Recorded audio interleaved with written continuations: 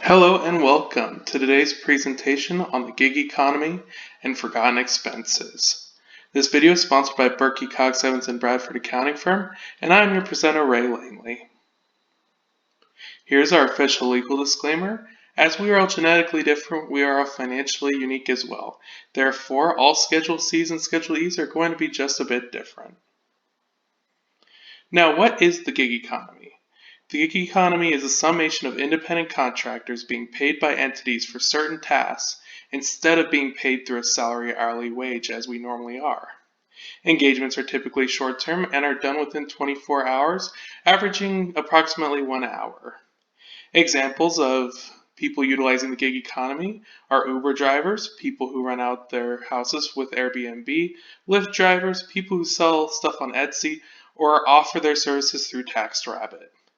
Another interesting utilizer of the gig economy is Amazon. 50% of all packages delivered through Amazon are delivered by an independent contractor. Now, some of the problems faced by people within the gig economy are liability for accidents and injuries. These accidents are all upon the independent contractor to rectify if they're involved in them.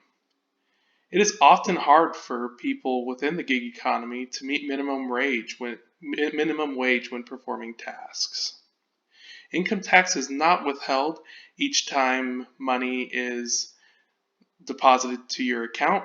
Therefore, there will be a tax liability due at the end if there is a profit to be made. All income has to be reported as self-employed income. All income, expenses, and mileage must be tracked, adding to the opportunity costs and actual costs of being an independent contractor. Now, we find that after all costs are accounted for, it's often difficult to net a profit through any sort of entity that requires you to use an automobile. Now, my pet peeve is it's not what you earn, it's what you keep. This is Berkey and Cox's slogan, and in the gig economy, it's very hard to net a profit after all of your personal expenses are accounted for. Now here are some pros to the gig economy. There's flexibility in your schedule as the engagements are very short term. Once you complete them, you're done. Your proceeds from any sort of job taken on can be used for a vacation fund. Earnings could potentially exceed your minimum wage if you're in a busy area like Los Angeles or Santa Clarita. Now, delivering food can be a lot of fun. It's a cool date idea, and it makes it so that you can go out with your loved one and not actually spend money. It can also be supplemental income for someone who lives paycheck to paycheck. Now, JAEL has to always prove me wrong as my loving fiance. There are exceptions to all rules. Now, JAEL delivers food through Uber Eats and Postmates. She drives an electric car with free charging, therefore she does not have to buy gas, and she regularly gets tips that exceed the trip fare.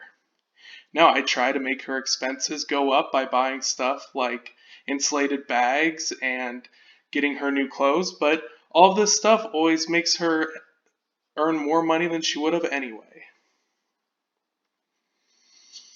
Now that we've talked about what the gig economy is and how to make money in it, we're going to talk about some commonly missed expenses. Now, these are things that people incur during their time contracting out their services, but don't necessarily pick up on their tax return. Now, any meals that you eat while working with these entities can be 50% deductible if they are ordinary and necessary. Any uniforms you've purchased, your appearance is everything, so it matters very much how you look when you deliver upon the requested service. Your telephone, any mileage on your car, and we'll get to that on the next slide. A car stereo. Now, most of the time, your GPS will be routed through a car stereo. Therefore, it is a piece of equipment that you utilize during your time in the gig economy. Insulated grocery bags are important for those food delivery drivers. Subscriptions to Hulu, Netflix, and any other video provider, as there is plenty of downtime when looking for work with these apps.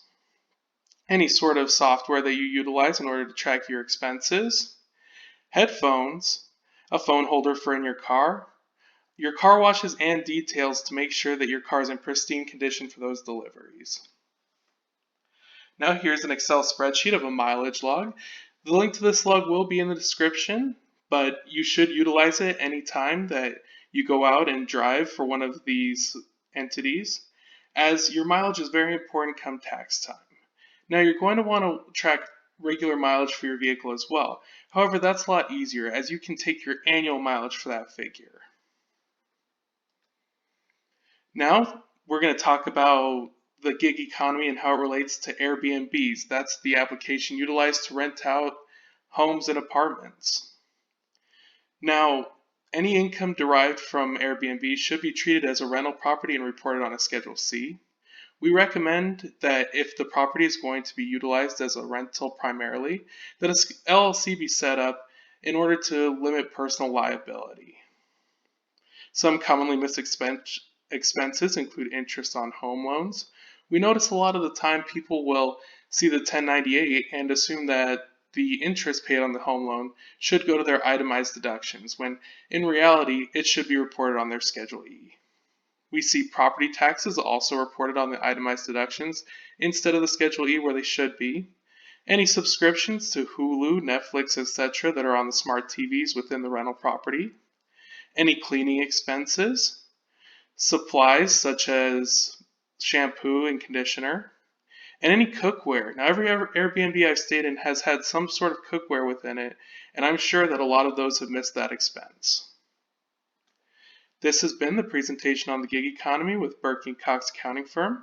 I've attached my email, so you can feel free to email me with any questions, comments, or concerns. Thank you so much for listening to this video, and I hope you have a wonderful day. Bye-bye.